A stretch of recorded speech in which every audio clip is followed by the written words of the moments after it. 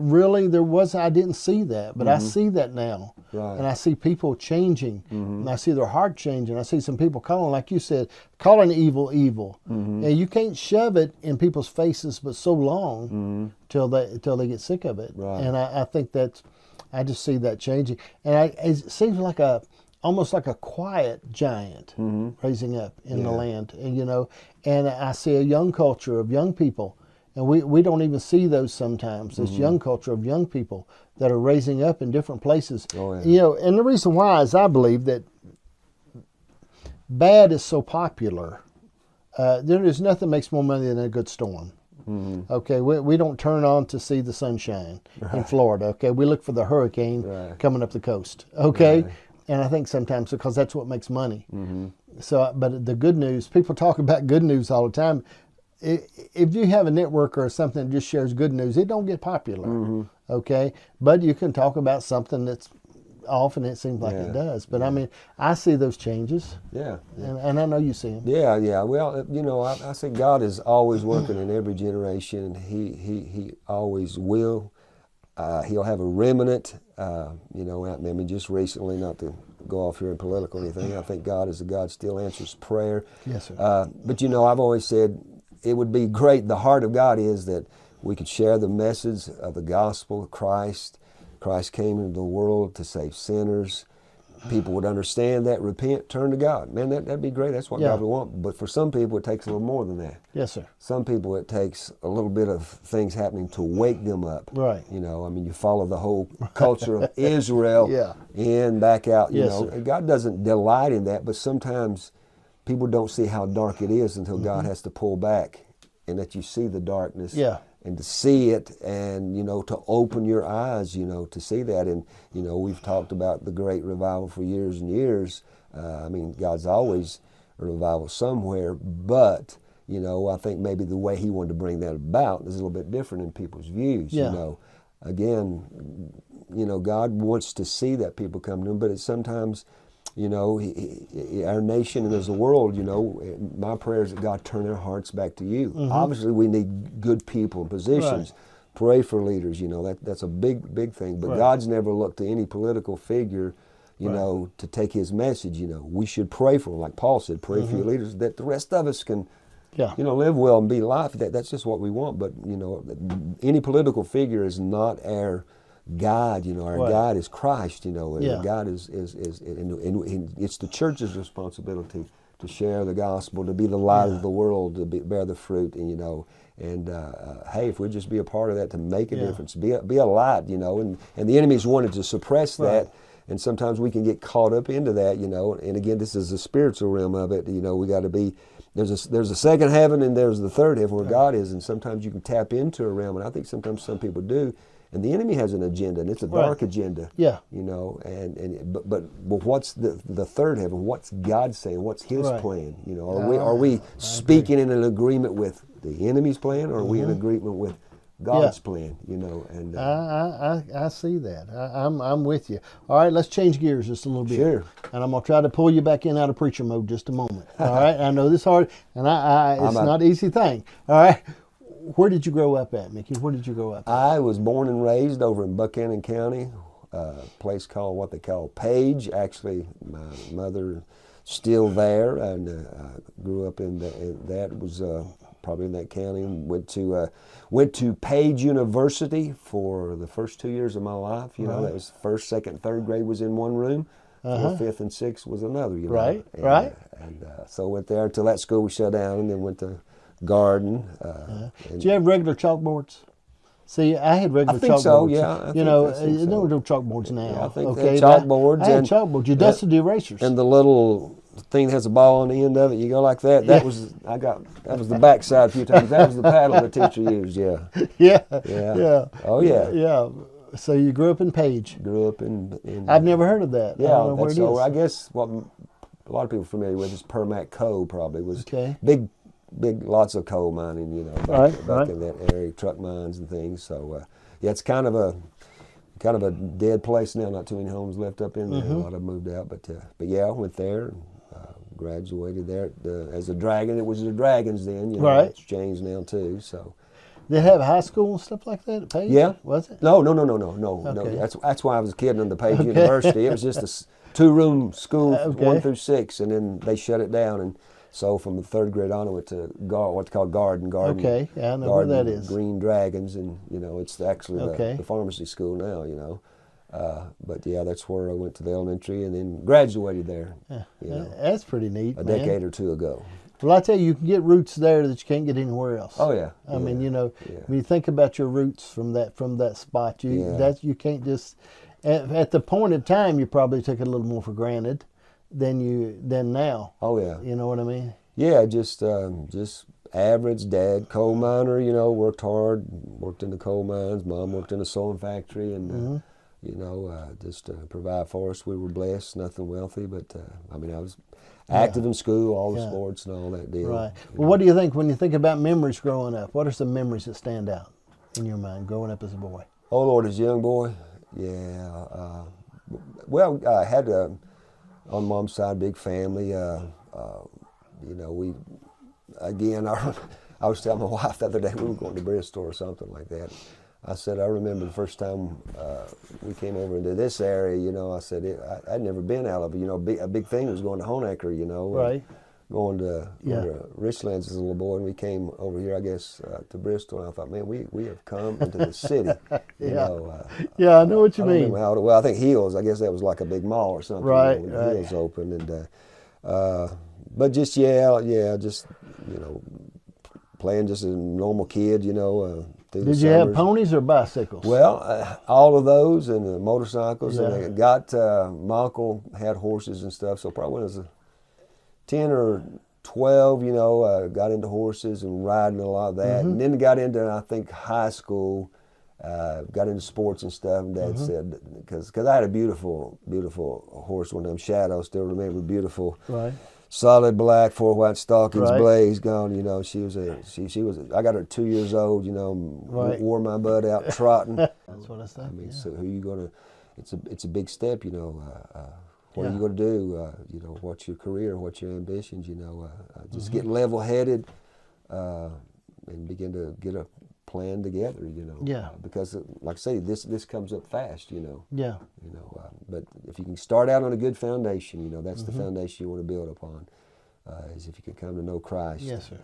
Again, it's not without challenges, yeah, disappointments, ups and downs, but you're building on a good foundation. And no matter how beautiful the structure is, if the foundation's weak, you're in trouble.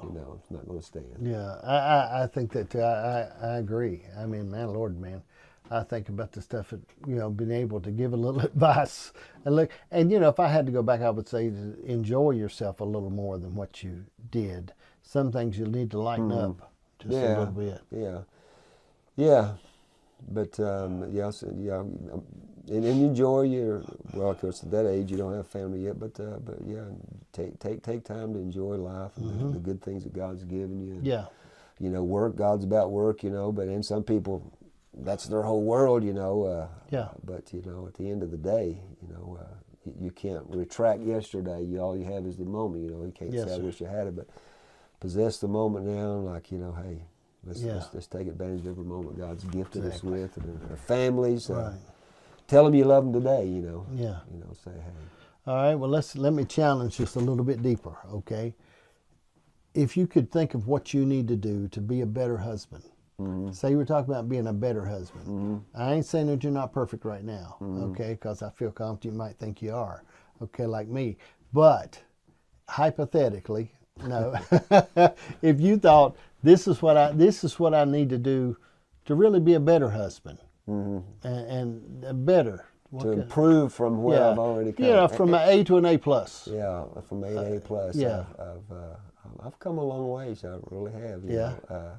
But just like we said really earlier, they're just sometimes just being there, showing support, for them and listening. A human nature of a man is, I'm going to fix this. I'm going to make this right. Right. And sometimes it's out of our ability to fix.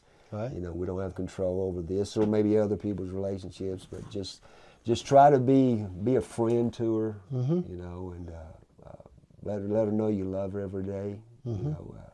tell you sorry when you mess up, you make mistakes. That's important. Yeah, because hey, and just let her know how special she is to you.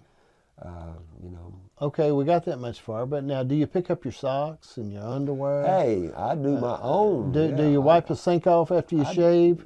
I do. You do those I shave in things? the shower. Okay. So it all goes so one you motion. do that. Yeah. So you do the sink is clean when you leave out of the bathroom, and towel, stuff like that. Pretty good. I got my own bathroom. Do you? When I see you, you got my own. Yeah, that's pretty good. You're the king of your own bathrooms. Yeah. That's pretty good. I've got my own little isolated half bathroom. So it don't take much, Do you do any vacuuming, cleaning up around the house? You do that? Yeah, I vacuum in some cases. Do laundry, towels. Yeah. I got pretty good at that. That's good. You fold them and stuff? Yeah, but I don't fold it the way she likes it. Yeah, okay. Matter of fact, she just came out the other night. You don't do that right. But once you fold it the third time, you can't see that bottom part. Right. I said, it's just going to the closet, honey. It's just me and you here. Just the two of us. Who's going to see this? Yeah.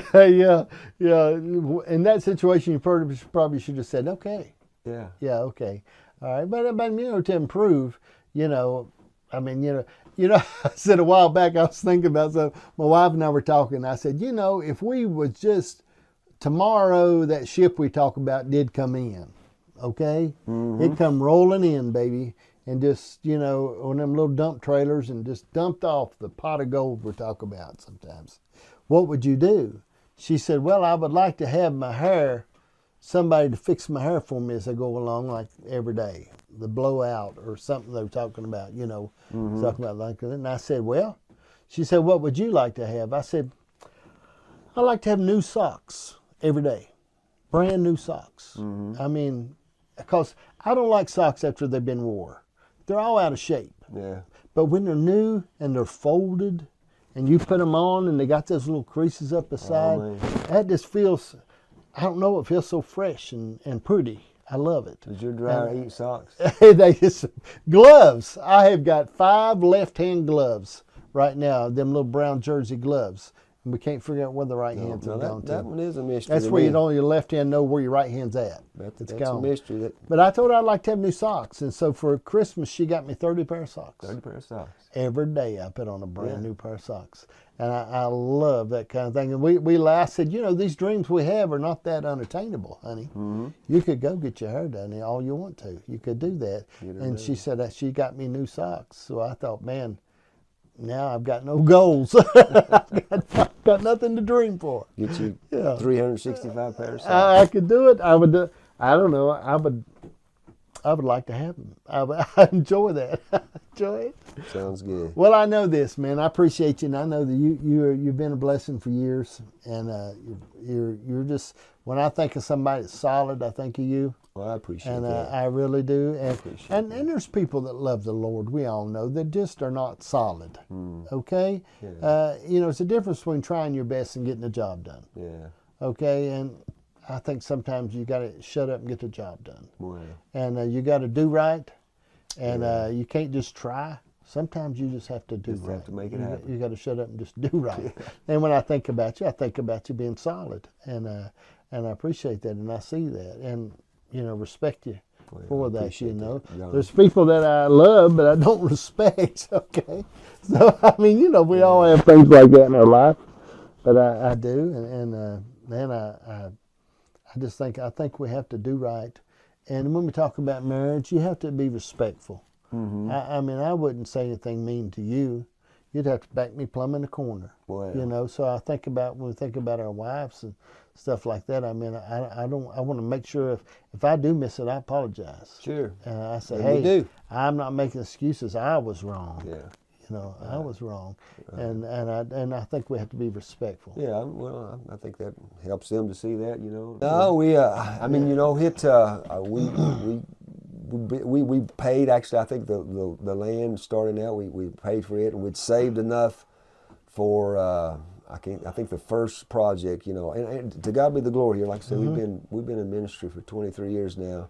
Yeah. And we borrowed money one time in that 23 years, Right. All up to that point, we'd never missed a payment, paid rent for so many years, and I think we saved that, paid for the land, and paid for the first phase. In other words, the foundation and the shell. Right. And then we borrowed enough to what we thought was going to finish the building out, and that's a long story there, but we were delayed up to a year and just had to make some changes, and shifting and around and things, but God just was faithful to it. We just picked up that one payment, borrowed that one fund one time, and then just probably 2 or 3 years ago, within 7 years, we paid for it. Yeah.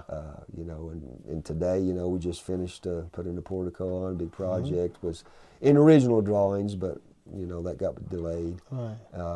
I think it's a big thing to do. I mean, it's a big leap of faith. Oh yeah. Okay. Yeah. I mean, you took a big leap of faith. You had to hear not only did you have to hear the Lord, you had to stay with it. Yeah. You know what I mean? Yeah. It's when you're in it, your name is on the papers for everything like that, and being responsible. There's a lot of legalities and things, but it was challenging, and you grow through it as well. Like I said, it keeps you prayerful and keeps you nights there when everybody else is sleeping. You're just walking before God. But you could hear the Lord, and still it'd be stressful. Yeah. You know what I mean? Yeah. He never promised you. That's the thing about it. You got to get out there and just kind of make it happen. But God just provided the ways, and from many different sources. It wasn't like it's one source. Right. Even today, we just got common people, but just faithful people. And it's amazing, I mean, I'll be honest with you, John. I just, yes, sir. But I'll never forget this one time.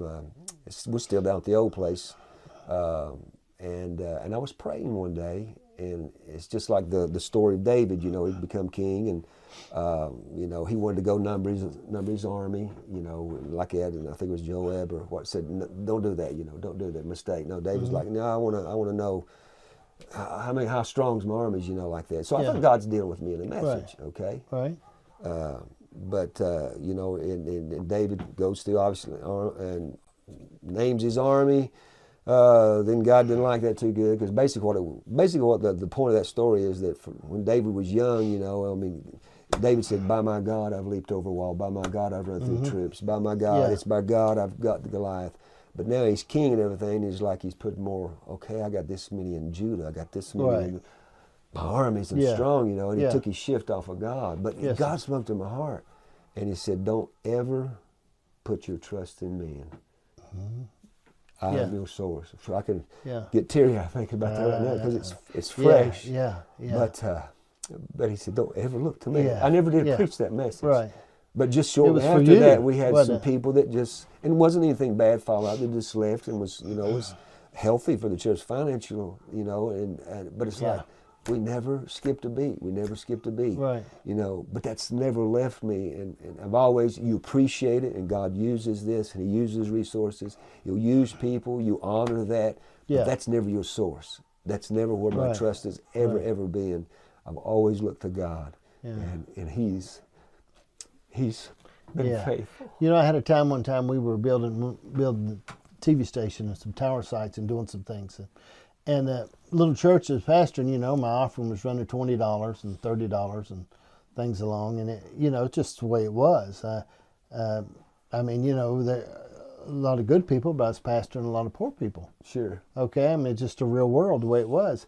And I was over in the house beside the church before service, and they were singing, doing praise and worship, and like we were $1 million sanctuary, okay, and everybody singing. And I said, God, you know where I am and what I'm doing and what I need. And He said, son, I'll raise up a king if I have to. Don't worry about it. Mm-hmm. And I'll raise up a king. And I had some property that I needed to buy for the TV station for what we were doing. And we were having gospel sings and hot dog sales, which I hated. And we were doing some things along, okay, that we're just trying to raise $100, $200 here and there and doing some things along. And I was at the church one day, and I don't even remember what I was doing there. I wasn't on my face up praying or nothing. I was just there for something. And a gentleman who I'd known walked in the back door. And he said, how much money do you need for that, what you want to do on that? And I told him, he said, come by and pick the check up. I'll take care of that for you. Mm-hmm. But it was a king. Yeah. And there are kings in the land. Sure. God has kings. I do believe that. Like that. So one day she just fell in gear. Smoothed into that. Yeah. But in that, I didn't want her outside and all that. Dad said, I'm not keeping this horse up like this. You know, you're active. And so up until about probably high school, and then got into sports and all that. So got away from that. But yeah, bikes, motorcycles, and spilling and. We used to ride, bicycles was a big thing when I was a boy. Yeah. Young. I mean, people rode bicycles, man. Oh, yeah. We rode bicycles. It was big. You just, Saturday, you get together, go ride bicycles. You know what I mean? Yeah. Wear the tires out. I actually learned on my my aunt's dad's sister's, it was a 26-inch. I was probably 8 years old. I couldn't see over the handlebars. I was under, but it's a girl's bike, so it was a girl's bike. It's 26, and I looked under it pumping, and I pumped and got that thing going back. Hey, I did pretty good at it. Though, Man, I remember that. And we would actually wear the tires out. I remember the tires were getting slick. We'd wear them out. And they first come out with a speeded bicycle. Bicycle had gears on it. And it had a shifter down here. It had a 5-speed. And it had a slick rear end tire on it, man. That with the monkey, that banana seat, the sissy bar. That was a big thing, man. I was one gear in your legs. That's what I had. Well, I remember that, man, just like it's yesterday. We used to ride them bicycles, Well, did you sleigh ride? Oh, yeah. Wasn't that something? Yeah. Who sleigh rides anymore? Nobody. Yeah. Oh, yeah. I can tell you some stories on those, man. Some crashes. And we come out of the hills at my house. We have the woods, You come out of the woods and jumps and end up in the creek and all those kinds of things, inner tubes. And, I think back on that stuff a lot. I guess I don't know if I'm just old. But I think back, I think about those times and the things we did. And you would walk. We would walk up the mountain to sleigh ride back down it. We didn't have a 4-wheeler to drag us up or nothing like that. Nowadays, if you said, hey, you walk way up there, you can ride that down. You say, what? Yeah. It was, we'd get, sometimes build a big bonfire and 6 or 8, we'd get those sleighs together and hold each other's feet, this is making a train, and that last one, that's like sometimes 2 would end up in the creek there beside the house. I used to hate it when somebody would hobo jump on your back. We used to have a lot of times we'd have somebody that won't jump on your back when they didn't have a sled. And there they bonk, they hit you right on the back and get on. Yeah. I remember growing up, you think about those things. And, what was, as a boy growing up in Page, what are some challenges that were you faced as a boy that stood out? And we all have things that we face as kids. There's things that sort of stand out to us, some things that may have been little challenges to us that weren't challenges as we got older. Yeah. What are some challenges that I had?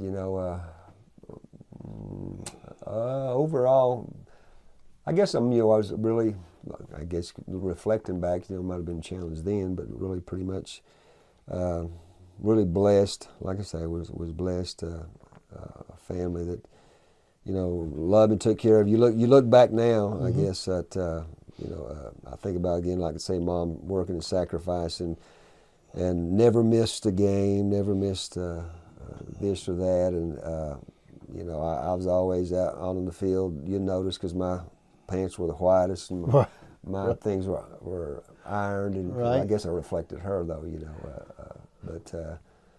But yeah, you could just get some of those challenges going through school. I don't know if I should go this way at the moment or not like that. Not trying to get spiritual or anything, but probably in the 7th grade was one of the first times the Lord, I guess, dealing with me. I didn't understand it, know what it was. Mom took me to see one of these movies. There's a movie at a church somewhere. This anyway, not to go into that, but at the end of the movie, I guess the Lord was dealing with me to really convict my heart, and all the way home I was like, but I don't know if they gave an altar call or what, but I guess I tell people now, I said, I guess I tried to do good on my own at that time, for about 2 or 3 months, I guess it's 6th or 7th grade. I said, I tried to quit cussing and tried to quit doing this and that. And I said, I did pretty good, I stopped saying bad words for about 3 or 4 months, but I didn't have any follow-up. Didn't understand, I guess, that. I then got into the later high school years and,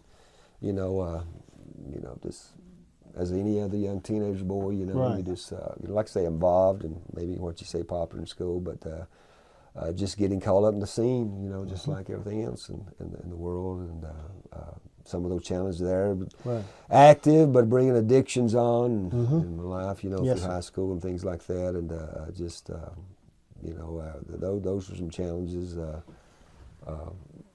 But God's mercy. You know, I think about those things. We face them. Everybody have. What is important when you think about what's important to somebody 13, 14 years old? Mm-hmm. We can sometimes think it's not that big of a deal. Oh yeah. Okay, but it's enormous to them. Yeah. You know, when I dealt with my daughters, you know, and I constantly had to remember, just because it didn't look that big to me, Right. doesn't mean it wasn't life changing to them. Yeah. And I think that's a challenge that we run into sometimes. It was a great big thing. Yeah. And there's things that you done when you was young. You thought, man, this is enormous. Right. Okay. Yeah. And at that frame of mind you were in, it was enormous. Yeah. But it's different. Yeah, and you don't know, is it being young, you're not thinking your future, you're not thinking ahead, you're thinking of the moment or what's fun or what's good, and it depends on, you know, you sometimes it goes through generations. I guess your parents, you know, did the best they could and teach you, because they didn't, you know, have it easy. You learn as you go, but you just living for the moment, you know, living on the edge, as they say, not knowing the future or where, or no thought of it, you know, but. A lot of times, I guess, those people, God has His hands on them and has guided them, has a different plan that they don't have a clue yet. But weaves over your life. And I think about those things, and by the grace and mercy of the Lord, did to make it through them, you know, through that stuff. I think about the things we come through when we're young. I mean, it's just oh my, yeah. You look at the accidents, the what could have beens, and you know, just never thinking of danger. And, right. Yeah. Like I say, it's crazy. I was not to be funny here, even at my dad's funeral a couple years ago. My dad passed. I was reminiscing, you know, just kind of at that funeral, told things that had just come back to me. You know, that as a young boy, shared some things, you know, with my dad. I said, one of the experiences. Well, in the book, you wasn't supposed to say anything about it because you would draw attention to them, and it would make them do it more. So we would all just be looking at each other, and she'd just be handling the awfulest language you ever heard in your life, just blanky, blank, blank, blank, blank. And little old black-headed girl, just cute as a button, in a little ringlet dress, just cussing like a sailor. So we didn't say anything. And then we started changing our tactic as we got with the rest of the kids when they got older. But you learned a lot. We learned a lot with that. But it's hard to grow up without having children. Learn, experience, Keep you praying. Yeah. Keep you praying. Yes, sir. Yeah. Yes, sir. Well, I don't know. I think about that, and I think about in our life that the things that we go through, and I think about children, raising family. Well, are you married? Am I? Yeah. 32 years. My goodness. You got married when you were young. Yeah, about 10. So, I was thinking, my Lord, you were just a kid. Yeah. I've been married July, 32 years. Wonderful wife. Well, it seemed like it's going pretty good. Yeah. Going pretty good. She's the better part of me. I have to be honest. She might watch this. Right. She's wonderful. So when you think about marriage, if you could share with somebody out there that's thinking about marriage or is married, what kind of advice could you give someone on marriage? And I'm not talking about the praying together and going to church together. I mean, when you get back to the house. You mean just practice? The real stuff, yeah. Well, one of my pastors years ago, he always said there's 5 words would always help any marriage is, I'm sorry. Yeah. And I forgive you. You know, I guess learning that you're growing if you're looking for that in the future. And again, just because you're going to be growing as well too. You know, it's challenging if you do love the Lord and you're a Christian, which obviously again not pulling that in there, but just you got to work together. You're 2 different people, 2 different makeups, the way God made it, but he put some things in you that you don't have, she needs, and some things in her that she doesn't have that you need. So just kind of working together and I agree with you in that, and the Lord seemed to put a lot of advice in my wife for me. You know, I could see that, but you needed that. I'm not sure if I like it. Okay, I just like, you know, and it seems like I shared before, like now she talks quicker when as soon as I'm done talking, and I told her, I said, we need like a 5-minute rule, that you'll wait 5 minutes before you say something after I'm done talking, and she didn't seem like she picks up on that. Yeah, I seem like most of the time they don't have a loss for words, and I guess that's their makeup too. You know? If you have a 30-minute segment, you know, you're 5 and she's 20. Right, you know? and I can say pretty much what I want to say in a few sentences. Yeah. You know. I try to be careful because. Yeah. Be a good listener. That's good. If you're a man, be a good listener. Exactly, because we don't listen, do we? No. No, and there's distractions, you know. And I mean, if it's a serious thing coming up, you know, I've told my wife sometimes, because if anything's on, if that's on there, watching that, then I'm going there. I'm distracted, you know. I'm like, okay, if this is real, turn this off, turn that off, turn that off, you know, and just focus. Right. Focus. Right. You know, my dad used to say, he said, your mom watched a movie last night, and I don't have to watch it because she told me all about it this morning. You know, even while it was going on. Yeah, she does. Did you know they're doing that? Yeah, I'm watching it, you know. Pause it. I'll tell Janice sometimes, I said, I can catch up. You don't have to pause it and fill me in. I'll catch up. It's all right. I'll be all right. And that's not a good thing to say. No, she doesn't like that. No. And you've got to learn that. You know, learn to listen. It's funny, but I'm telling you, couples are different now than some of them are than they were people getting married 30 years ago. Yeah. Okay? There's a different culture. Yeah. Okay? I really believe there is. I mean, I watch them and I see that. Yeah, well, I mean, most of the time culture teaches them. The sad thing is, you know, you've not got good examples. I'm not saying that's the case, but a lot for maybe the world abroad, you know, it's like what's teaching them? Where's the influences, you know? The power of influence, you know, if it's positive or negative, you know, culture, Hollywood, this or that, you know, and they're setting this is what a marriage is supposed to look like, and it's totally opposite, or it's like there's no commitment, you know. We need to get a new dog tomorrow, you know, get a new wife or husband. It's no different, you know. Yeah, you know, I pretty much in our marriage, I felt like it was Janet's responsibility to raise the children. I stayed gone a lot. I was in the mission field a lot, evangelizing a lot, and she's done a really good job. And she says she's done a lot better without me around. She always seemed like, when I would come home, she would say I brought chaos, you know, and everything was going every which way, and the kids and stuff. But when I would leave, everything was calm. It was all calm, and but I took that as a compliment. I guess I just do that. But I think about those things. But nowadays, you know, that's like a lot of stuff you've done. I mean, I didn't do a lot of things that I see. Like, I can watch my son, the way he does different than I did. I mean, he does a lot of things. I've done things with my kids, but he does a lot of the nurturing things that I didn't really do. And I can see that in him, and I see what he does. And I think it's neat, but it's different. Yeah. And probably they did different roles too, you know, where a mother plays in a child's life, whether a son or a daughter, and a dad, you know, it's just certain roles that I guess God's given to them. A mother gets that nurture, and a dad's kind of looking out, you know, maybe a little tougher love sometimes. Yeah. You know. Well, I've learned a lot that I think about things now that and my wife has worked on me hard with that I don't say anything, because you can, you know, sometimes there's nothing to say. People just want you to listen. Yeah. And I didn't know that. It took a long time to figure that out. That, you know, sometimes you just have to listen. Just listen and right. Yeah. Well, now let me ask you this: you have built an enormous church down at Claypool Hill. Why in the world would a man want to do that? What in the world caused you to build that big church? I mean, that's a big job, man. Oh boy. Yeah. I mean, I can't understand that at all. Yeah. You're gonna have to explain it to me. That's an undertaking. Yeah. Well, I mean, to God be the glory.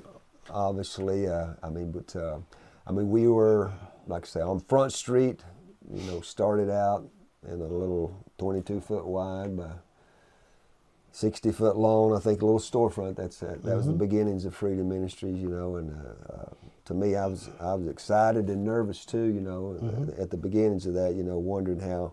I told someone the other day, it's like a $400 a month rent for that one little spot or something. I told Tim, I said, my God, how are we going to come up with that? You know?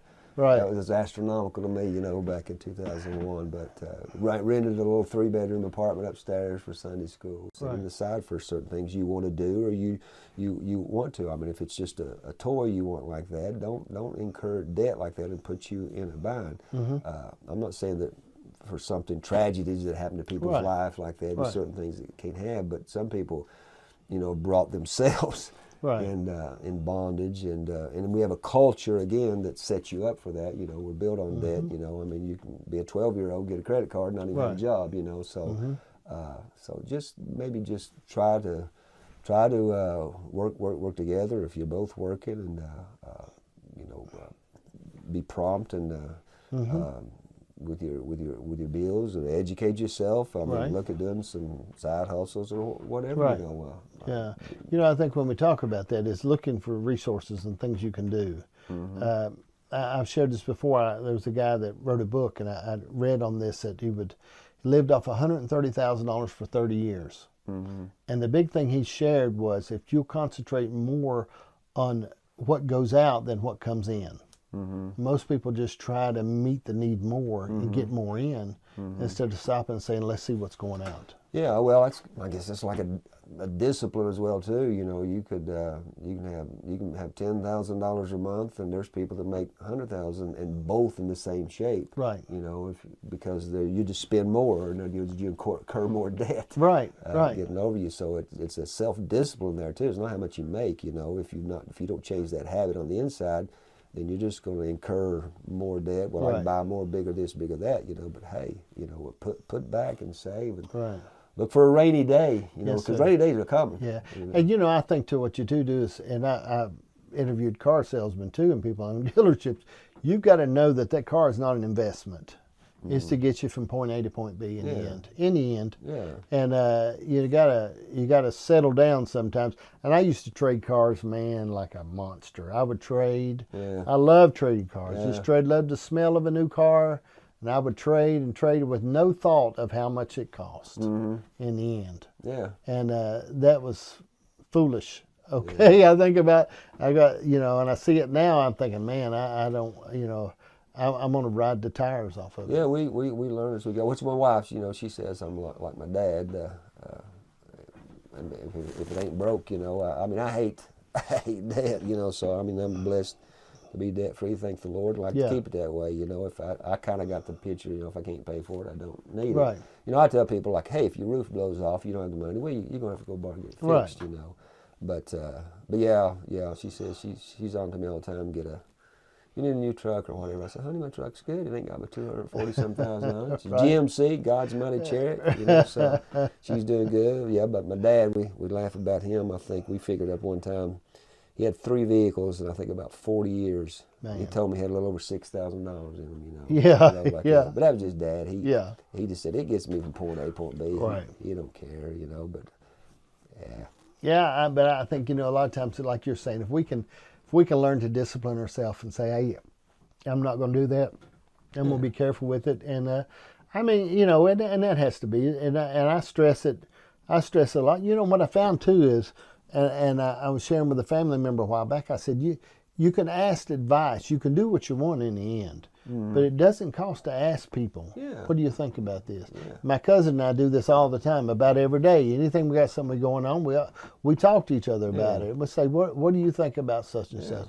In the end, you can do what you want to do, but you get a little advice. Oh yeah. Well, we're none of us are ever too old to learn. You know? Right. And, you know, that's kind of, I think, you know, that's a lack probably this generation too. You know, you're taught so many things, but you're not taught in like schools just the basics of how to invest, you know, and how to handle money like that. It's just not taught in schools, you know, like that. That could be helping a lot of this younger generation, you know. Yes, sir. Of not incurring debt and things like that, you know, or think about it, you know. It's not that you couldn't have that. If you can afford it, that's good. If it's not putting you in a bind, great. But, you know, pressure or I have to have this. I said sometimes look at it and just walk off a little bit, give it a week or two if you still got that same burning fire, you know. But many times you're like, thank God I didn't buy that, you know. I give it a month or two. Yeah.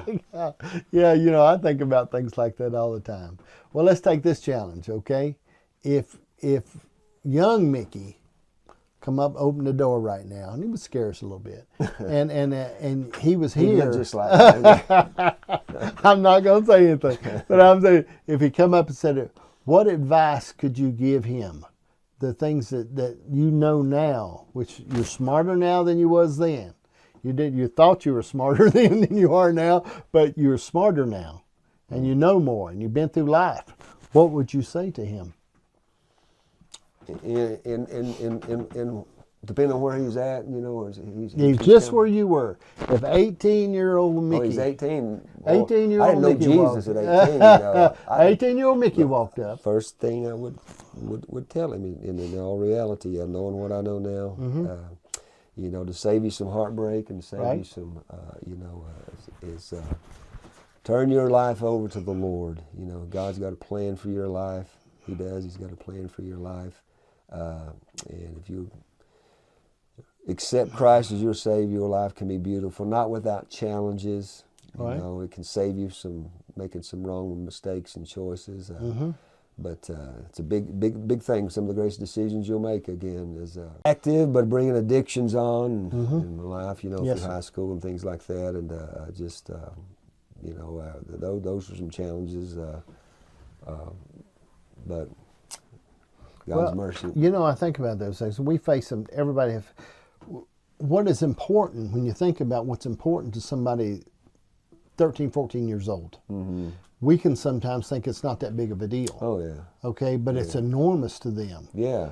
You know, when I dealt with my daughters, you know, and I constantly had to remember, just because it didn't look that big to me, doesn't mean it wasn't life-changing to them. Yeah. And I think that's a challenge that we run into sometimes. It was a great big thing. Yeah.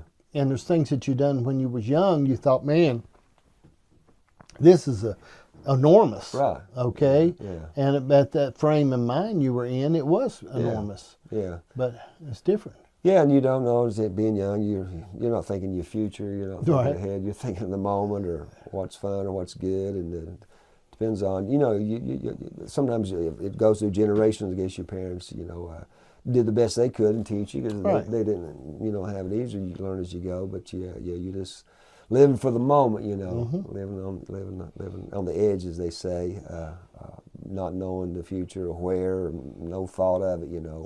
But a lot of times, I guess, those people, God has His hands on them and has guided them, has a different plan that they don't have a clue yet. But weaves over your life. And I think about those things, and by the grace and mercy of the Lord, did to make it through them, you know, through that stuff. I think about the things that we come through when we're young. I mean, it's just oh my, yeah. You look at the accidents, the what could have beens, and you know, just never thinking of danger. And like I say, it's crazy. I was not to be funny here, even at my dad's funeral a couple years ago. My dad passed. I was reminiscing, you know, just kind of at that funeral, told things that had just come back to me, you know, that as a young boy, shared some things, you know, with my dad. I said, one of the experiences I shared with him, I said, I don't know how old I was, 9 or 10, and I don't know why I do this. I said, but for whatever just ornery, Dad didn't have a bedroom in there, and I'd go into that bedroom and I found a lighter, and I would get down and I would light the bed on the bottom part, you know. I lit it on fire, and it catch fire, and I blow it out. Yeah. You know, why I did it, I don't know. I did this like 6 or 7 times, you know. And it started to get in a hole in the mattress on the bottom part. You couldn't see it against the wall. Right.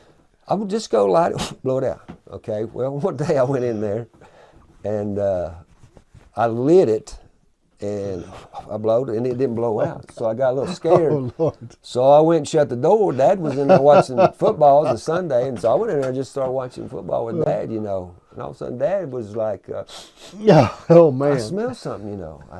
What is that, you know? Yeah. And all of a sudden, he gets up, and he opens the bedroom door, and the whole bedroom is on fire and flames. And long story short, they had to call the fire department and everything, and come and put that out. And after it's all said and done like that, they were trying to figure out, you know, like, what happened, you know, what's going on, you know. And I had a little electric train set under the bed. Right.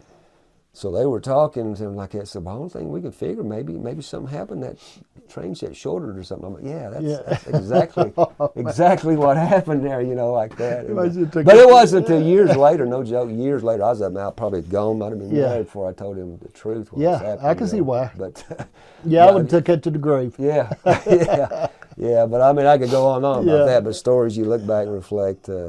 Just the goodness of God, honoring. It's about burnt the house down. And, shot myself one day in the leg, and Daddy, when he was gone, got his pistol out. Just all kinds of crazy How'd you do that? Just, Daddy was gone. I'd get his pistol out. I knew where it was like that. And I was at the house by myself. Yeah. And if I hadn't had my feet out, okay, like this. Yeah. And I was just playing with it, and I took the trigger back and it shot, and it went through the floor. It burnt my leg, and I called my buddy down the road. I said, Roger, God, come, you got to get up here. I've shot myself, Roger. So he comes, and again, that was another one years later. I didn't say anything about it, and they were like, Mom, you did not, honey. I said, okay, just go down to the basement. We had carpet. Yeah. So it went through the carpet. It was 22, and you go down to the basement, you could see the wood, the hole where it came through the floor like that. We couldn't tell it was carpet. But, you had some problems. Oh, yeah. I was a mischievous kid. That sounds like it. I was a mischievous kid. Yeah, that's something, man. That's crazy. Oh, well. But I better keep some of this secret here. Yeah, I would too. I'd wait. Yeah. I wait on a lot of that stuff. Some things they're gone. They're washed away. They're under the blood. Yeah. Hallelujah. Yeah, fire department come. I mean, well, we think about it, the stuff we come through and we make it. We survive and we come through there. And do you have any children? Got one daughter, Mariah. She she's done by today for a few moments, but she's 26, got married last year, been married for about a year, great. August, but a wonderful, very good. Wonderful girl, I'm very proud of her. And she must take after her mom. Yeah. She's got a lot of her dad's looks. But she's doing good. Married. I said it's kind of funny. We laugh now. Married one of my best friends, and we grew up 3rd grade on. We laugh about it now. All through school. Went separate for years there, but married. JT, he's a minister as well too. And were there any challenges raising a daughter, or were yours easy, just smooth? It never was a problem. I said I should have asked you kind of. Okay, what's this? What's going on? What we're doing? Flavor sitting at left hand side, right over there, over here.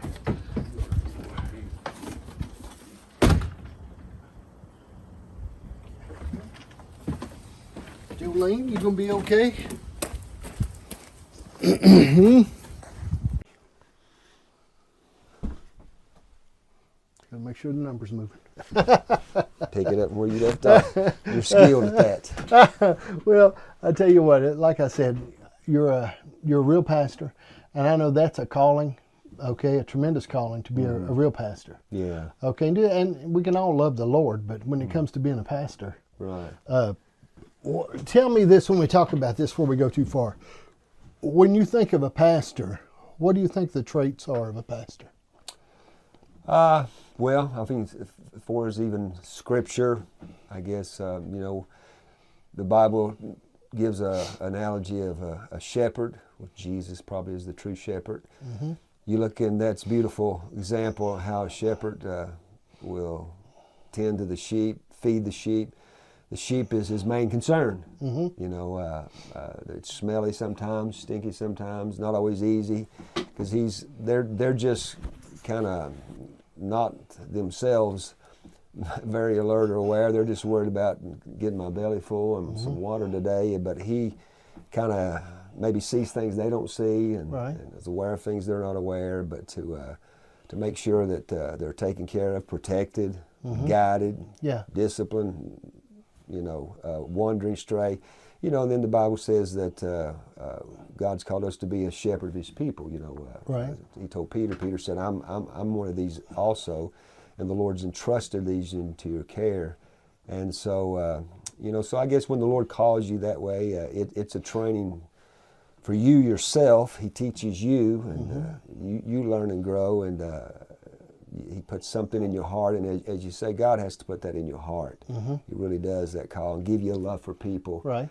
and you grow in that, you learn in that, but the more, I guess, you walk with the Lord, and He gives you a love for people, to care for them, to shepherd them, not lord it over them, as people said, but just, God put in my heart to love people, and point them in the direction of the Lord, and to help them in their faith and their relationship with Him, because that bottom line is encouraging people and loving people, and helping them to grow in the Lord, and being there in the high times, celebrating the good times. But there's a lot of, I tell you, and you probably know this too. I said, being a pastor, if it was just on Sunday morning, Wednesday night, it'd be great, grand, and glorious. Right. But it's those behind the scene things, and being there when it's hurtful and your heart breaks and you cry with them too. And when people can see that, I guess that's the real deal. Just see the realness. Makes sense. You're human too, and again, He's the chief shepherd, but he calls people just to be real, and to love people, and well, what do you think? How many years have you pastored? How long have you pastored? I was pastor of Freedom Ministries, as far as a senior pastor. This past July, I think, made us 23 years. I was a youth pastor and worship leader for about 8 or 9 years prior to that, and then probably being a senior pastor for 23 years, I guess. Well, what changes when you talk about being a pastor? What kind of changes have you seen over this past 20 years? What are some changes that stand out as far as having to be a pastor? In myself, and what changes? Well, again, you learn yourself, you grow, you sometimes mistakes. You go through processes, and that's not a bad thing. Sometimes God teaches you to be dependent upon Him. I guess the older I get, when you read Paul's life, you read earlier on in his letters, the older he got, the more you read terms like how dependent he was upon the Lord, and his weakness was made strong. And I see that in myself. Hopefully you're growing and developing and gaining wisdom and insight. Right. But realizing too your utter dependence upon the Lord to lead and guide His people. And again, I guess as God's Word, obviously, that's the key, I think, of any pastor, is the center of the Word, and to feed and shepherd God's people. But as culture's changing, times have changed. Obviously, in the last 23 years, times have changed, in a tremendous way. So you've got to. The Word never changes. Obviously, I guess. I think it's relevant. As I always tell people, God's Word was relevant 2,000 years ago. Right. Culture's changed, but people don't. Human nature doesn't change, So God's Word, you adapt to that, to try to adapt to the generations as they change, the culture, it changes. But, God give me, you have to, just keeps you close to the Lord, praying for the understanding and how to make that Word relevant and effective, to this generation, and it's a mixture of generations, because it's a crazy, chaotic time. What do you think, years ago, the Lord really began to deal with me about the gulf between good and evil. And He showed me this 20 years ago. There was a good and evil seemed to be, there was good people, evil people, but there was good people that were on both sides. I don't know if this makes sense. But there was a gulf between good and evil.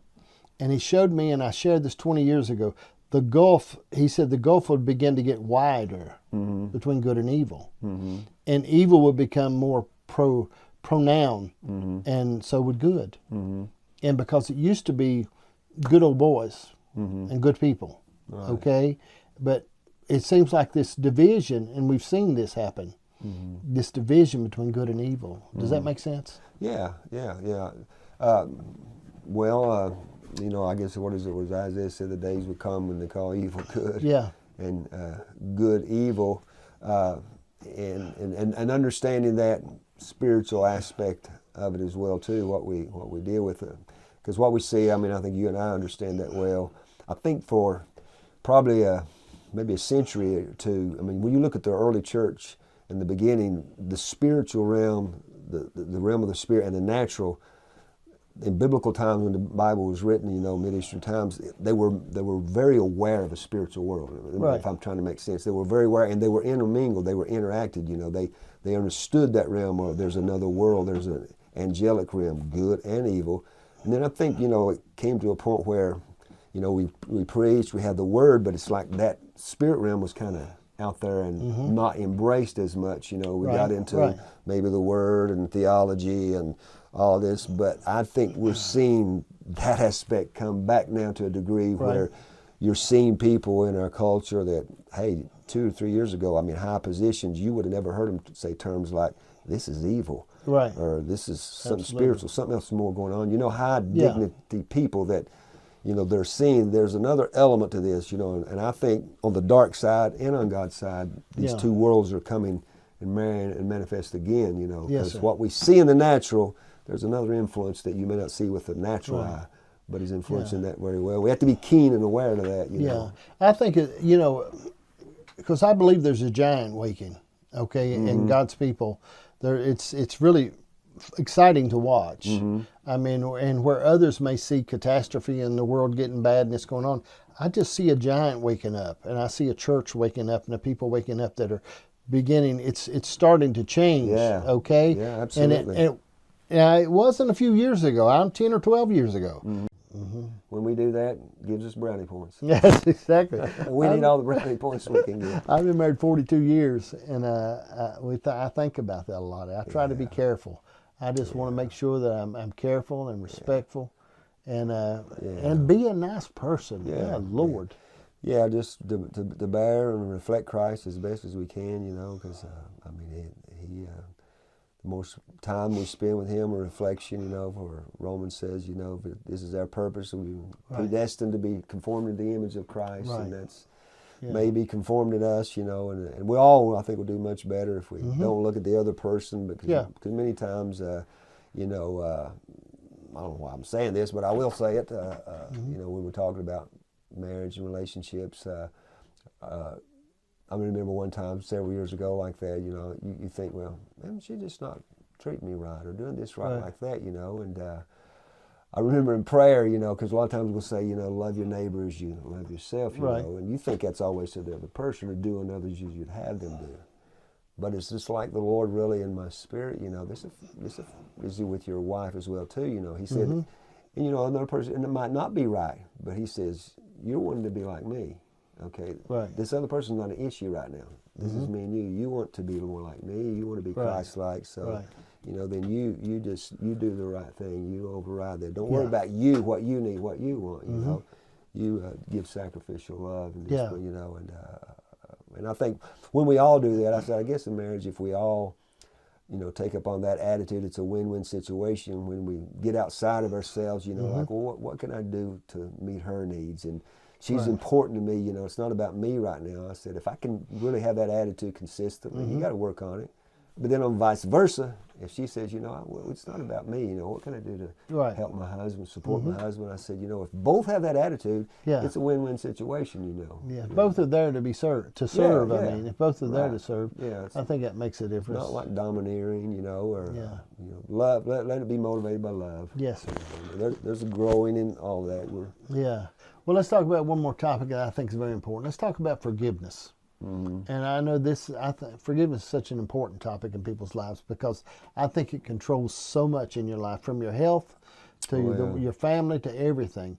I mean, what are some thoughts on forgiveness when you think about it? I mean, what are we talking about? Well, obviously, I mean, the Lord commands us to forgive. I mean, if you go through life long enough, you're going to need to ask for forgiveness for yourself, because you've maybe been offensive or said things you're wrong, whether in your own family or someone else, and you're going to have to give that forgiveness, you know. Someone once said, you know, forgiveness is not so much many times for the other person, but it's for you, you know, and I believe that a lot, because it harbors you. You know, on the same token, we didn't deserve it. I didn't deserve forgiveness, you know, but the Lord forgave me. You know, and as His Word says, you know, the same way that we're to forgive others, you know. And it's a powerful statement. He says if we harbor that, You're human, and things can hurt you. You can be hurt or offended, or someone say something or do something wrong.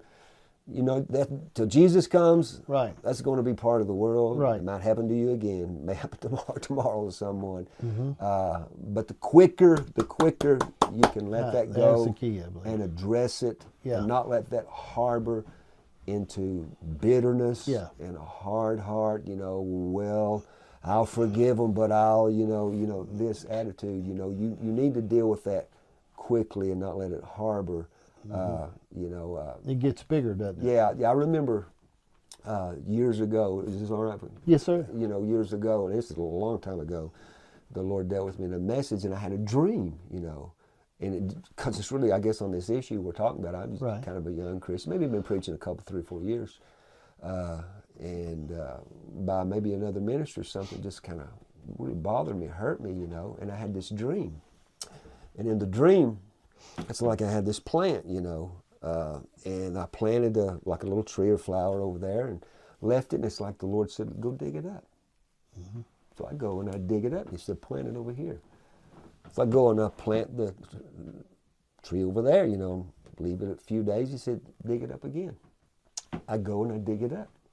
So this happens like about 3 times. And He says, go and now leave it. And it's like, oh, this is happening fast in the dream. Right. And then it's like, leave it for about a few months. Then He says, go back. Well, the tree had grown like 6 or 8 feet. He says, now just pull it up. And I'm pulling it, and it won't pull up. You know, it's good. And I'm pulling on it like that. Yeah. You know, because the roots, you know, it had taken time.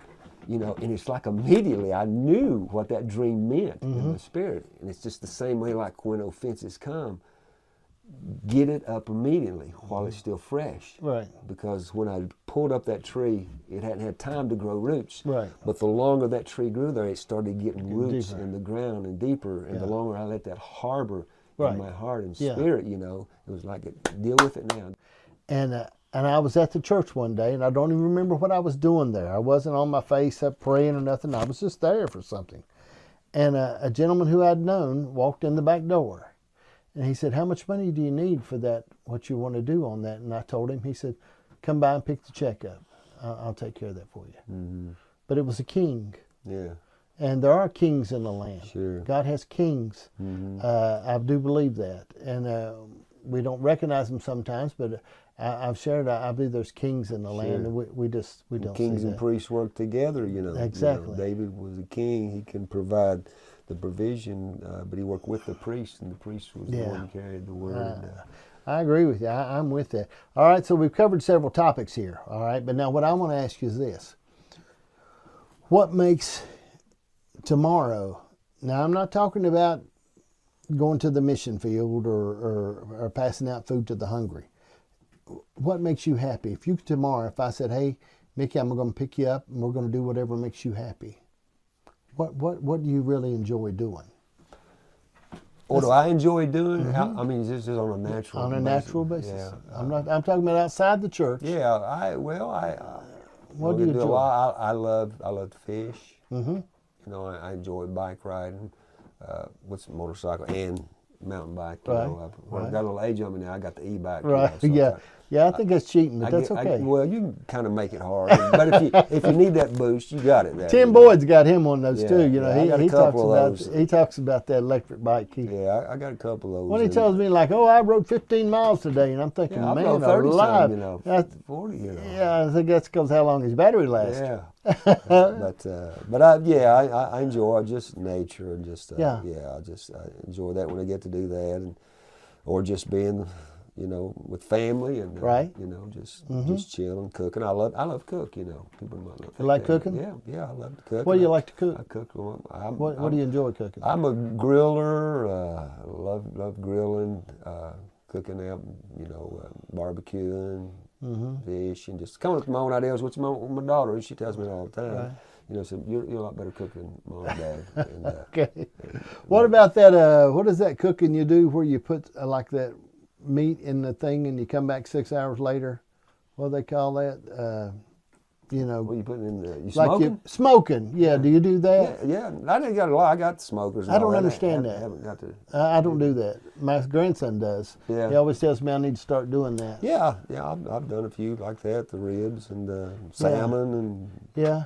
You know, I'm an experiment. Right. Because they always ask me, Dad, what did you do that last time? I said, it's the seasoning. I said, I just wing it. You know, Right. Remember what you did. That's good, Dad. Remember. I said, I pretty much got it. Yeah, I never. My kids get so mad. They They say, if you like it, it don't matter. We'll never get that again the same way. Yeah, I'm spontaneous. Why? And I've asked this before, but why do you think you enjoy cooking?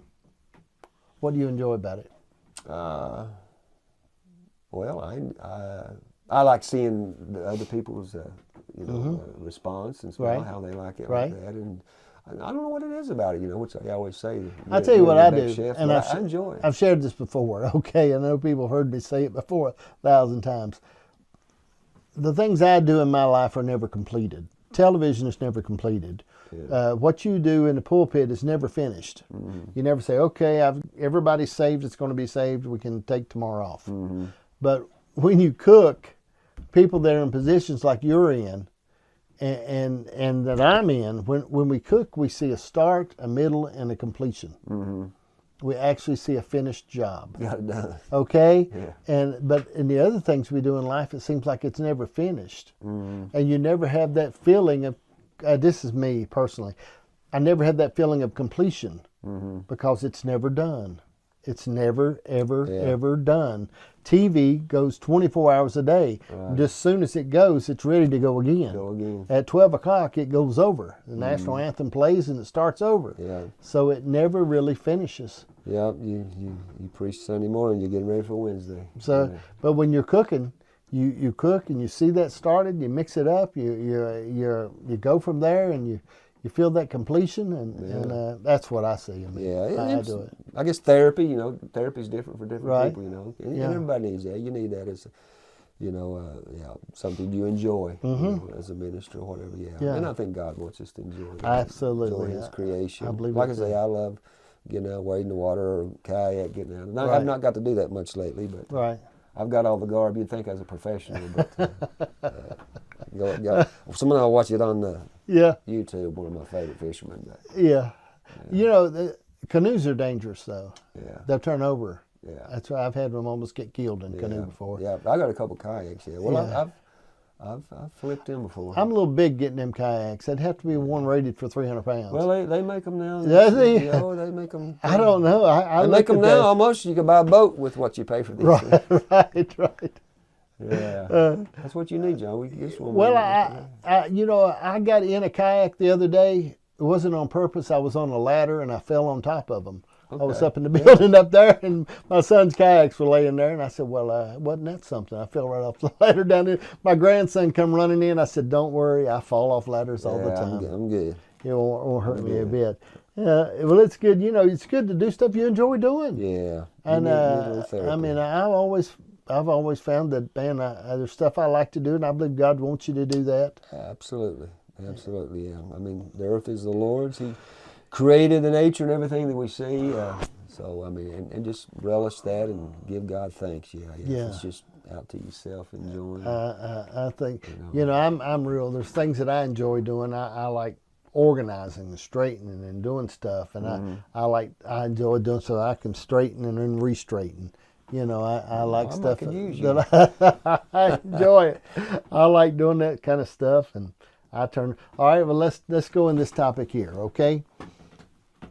Doing the things that you've done and living like you've lived. When we talk about money, okay, and that money is important, I believe, because you take you trade your time for money and your money for stuff. Mm-hmm. Okay, all through your life you do that.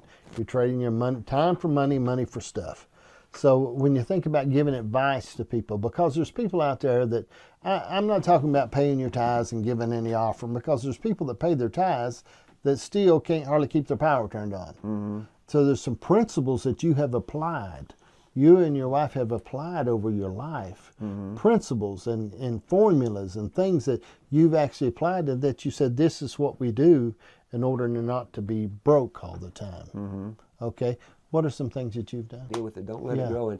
And probably there's many people, and it's sad to say, many people in the church, and it's not that God doesn't condone the wrong. That's not the issue. Right. And you may have been wronged and legitimate, but it's the point of harboring at what that's doing to you. It's holding you in bondage. It's holding you, robbing you, and depleting you of joy. You know, it's just like just let it go. It don't mean you have to associate or run with this forever. Yeah. And like you don't forget. Some people say, well, if you don't forget, you don't forgive. You know, I'm like this. I don't believe there's that. nowhere in Scripture say only God has the power to forget. Exactly. But I say when you can release that and say, God, that hurt, and I forgive this person. If you can do it personally or do that, but I think what God gives you, the Holy Spirit then comes and gives you the ability that it doesn't stay in you and hound you like it used to. You may see that person again, but it don't have the same effect on you. Yeah. You never forget what's done, but it don't stay with you. Yeah. You know, and that's happened probably in relationships or marriages, and you know, people that have things been wrong, but they carry that and it's destroying their marriage. Yeah. And it makes so much sense. I just think a big key is forgiveness. Yeah. I mean, if you can lighten up sometimes. You know, I've said before, if you can lighten up and take your foot off people's throat, and people go through things, and they have bad days. Sure. And they'll say things they don't mean. People can say some things they don't mean. Yeah. Now you'll hear it, not forget it, but they say things sometimes they don't mean, and it's not that big of a deal. I mean, if I can forgive you for hitting me in the nose, I believe I can forgive you for saying something bad about me. Okay, so I think sometimes with people, we just got, like you're saying, the longer you let that go. You know, I think one time I was reading somewhere where it showed an oak tree that was, 50 feet high. You know, a great big old oak tree, and it showed that its roots were only as wide as it was high. And I think in our life sometimes, the higher we begin to reach, we know we have to have roots to sustain that. When we begin to reach and want more of the Lord and want things in our life, we got to know that the higher we reach, the wider we have to be down here. So when the storm comes, we can stand. And so many times there's things in people's lives that they don't have the roots. Right. And the biggest way, the strongest root you'll have is in forgiveness. Forgiveness, compassion, long suffering for people. Just seems to make your roots. So when the storm does come, and it's normal. Without storms, we couldn't have the limbs off that are dead. We couldn't trim up things that shouldn't be there. Storms do that. But the wider these things begin to go, and the stronger we begin to be. And forgiveness, I found, and compassion it seems like our roots really stretch. That's one of the characteristics of our Father. Yes, sir. It's saying we're being more like Him then when we can forgive. Yeah. Maybe it wasn't deserved, but we give the same grace that He gave us. I told him the other day, the closest thing I have to being a prophet is I don't have honor in my own home. I said, that's the only attribute I've got for that. I said, I was cooking and the kids were bad-mouthing me about something, I said, you're not showing me honor in my own home. I said, you're going to have to straighten up. You can back that up. Yes, sir. Yes, sir. Mickey, I appreciate you. You're a blessing. You've always been. Well, I appreciate this time. I haven't seen you in a while. You edit out all the stuff that's not necessary. And I'll change some things. Technology now, you can make me say whatever. I've got some AI programs. I'll fix it up. I'll have you repenting of some things that you really didn't even remember. No, you probably did do it, knowing a man would shoot himself and set the house on fire. Yeah. I'll laugh about that. Probably should have never told that. Well, I appreciate you watching just from the shed. We are actually in the shed, ain't we? Yeah, nice little shed here. Yeah, I got some tools. Never had an interview in the shed, but I love when people walk up when they first see it. Yeah. And they look about high-tech studio. That's original. You can't get this from Joe Rogan. No, this is original. No. I won't let these programs go. NBC and Showtime and a bunch of them been wanting these programs. They ain't doing it. I'm blessed. Keeping it. I'm blessed. I feel favored. Exactly, you are. We usually have a hard stool to sit on. I just found these today. I got comfortable. I appreciate you watching just from the shed. We hope if you're not blessed, it's not our fault. We've done all we can do. Thank you for watching. Adios. Oh my. Yeah, these stools, I just broke these out. And and the Lord has had His hand on it because we've probably not done a lot of stuff that it does do. Well, if something works, I figure stay with it. Okay. I kind of like to do something a little different with the live part feed and just a little sound different, but come in there and take care of that. But do what I can do right now. Well, kind of. I do what I can do. Let the rest of it fly. Full. Yeah. You know what I mean? Just let Absolutely.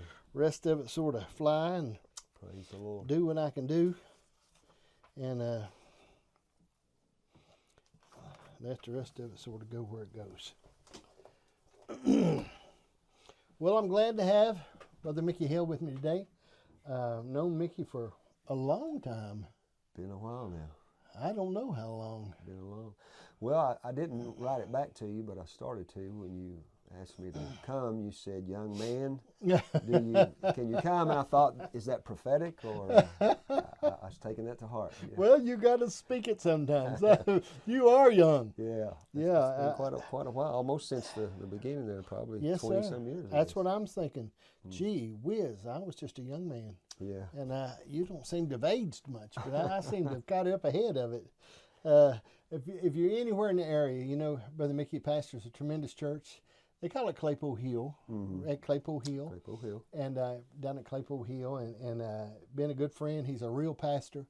And, you know, there's, as I shared before, I've talked to other people that are but he's a pastor, okay? And that's a big thing, to be that. Okay, to be a real pastor. Okay, I said in the past I was called to pastor one church and not actually a pastor. Okay, but I mean, you know, I admire that. Yeah, okay, I really do, and I appreciate you. You're solid and you're real. And there's people that love the Lord that are not solid and real.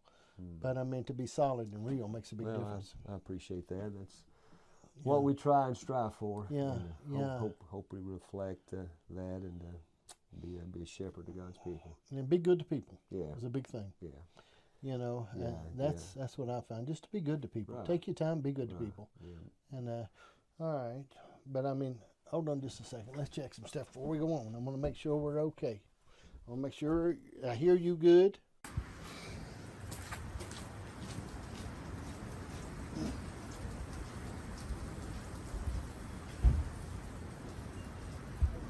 I think I did do that hill street thing, kind of went up that Yeah. There's a road right out there. Yeah.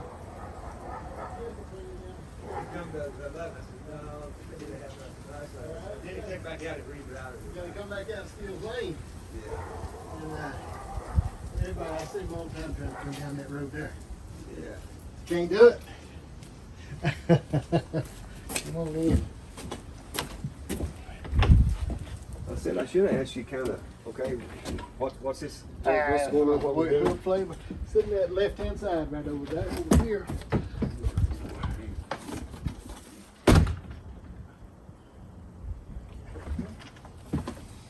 Jolene, you gonna be okay?